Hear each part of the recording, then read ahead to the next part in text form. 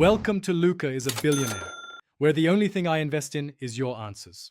In this video, I will show how to make chicken shawarma at home easy guide.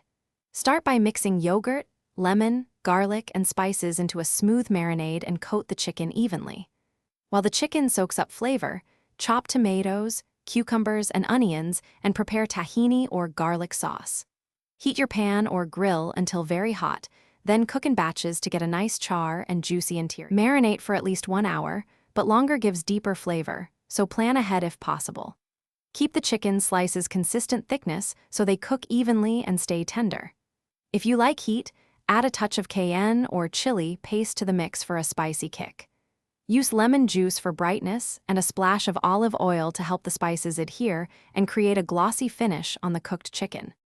Cook the marinated chicken over high heat to get quick caramelization while keeping the interior moist, flipping only when edges are browned.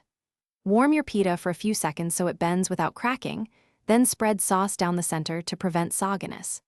Add pickles or sliced cucumbers for crunch, then finish with fresh parsley or sumac for brightness, and a little extra lemon if desired for acidity and contrast. Thanks for watching and please subscribe. It's the best investment you'll ever make.